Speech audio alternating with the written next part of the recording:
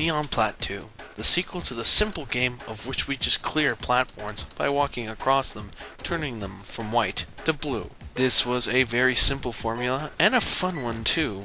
Quite addictive, because you tried to see how far you could get before there were too many enemies on the screen, and then you'd wait until it became utter chaos to the point where you just could not get anything done. Neon Planet is the same fun formula, with a couple of twists and some new modes.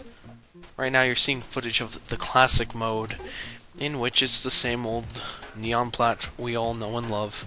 You have the ability to wrap the screen. By that I mean, if you go off the screen to the left, you'll come out the right side, and if you fall through the bottom of the screen, you'll end up at the top. At first, I found this kind of awkward, but getting used to it was just a matter of minutes.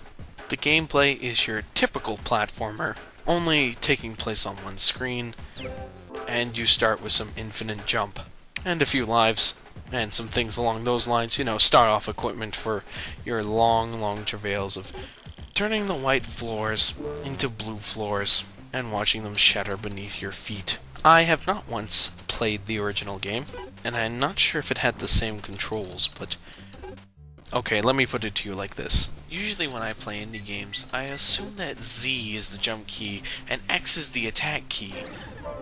But in this game it's swapped. There is a way to remedy this. It's just a matter of going to the options menu. Though throughout this review I didn't notice it until somewhere around the very end. Oh well, still, you can adapt to it. It's not that hard. It's just swap buttons. While I'm still on gameplay, I think I might as well talk about all the modes. In Classic Mode, all you do is see how many stages you can get through before it's utter chaos. There are several difficulty levels in the game. I recommend starting with Calm and working your way up slowly. Spikorama Mode, you cannot phase through the floor without losing a life. The platforms descend, and timing gets really important later. These next two modes, Squishability and Squishless, show off the game's unique combat. You have the choice of throwing a ball at certain enemies, or you can jump on them. These two modes give you the option to fight either or, though if I'm not mistaken, most enemies, if not every single one, can be killed with your volleying blue balls of death. By the way, if you press escape, you get the trippiest pause screen to ever exist. Now's a good time to talk about the music.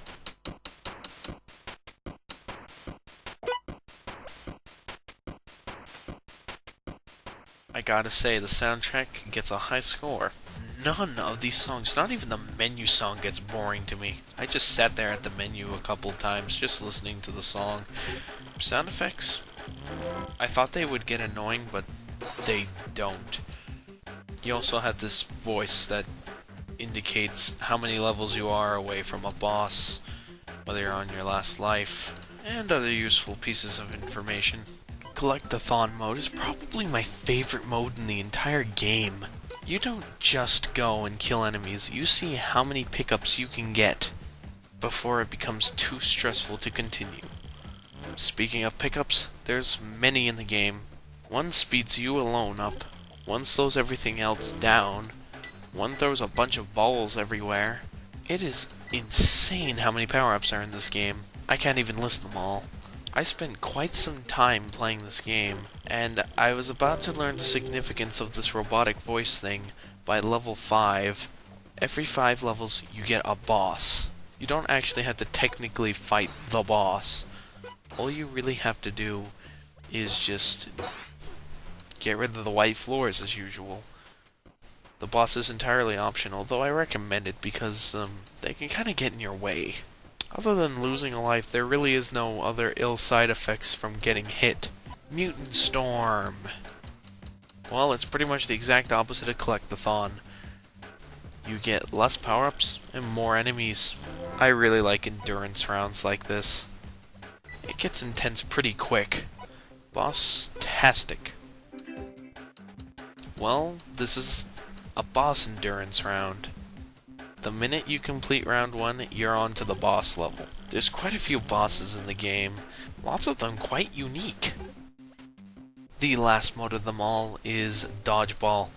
When you throw a ball, you can't touch it without losing a life. You know what, forget Collectathon, I think that this is my favorite mode. Just seems so fitting for this game. Speaking of the game, I thought I would save the best thing for last.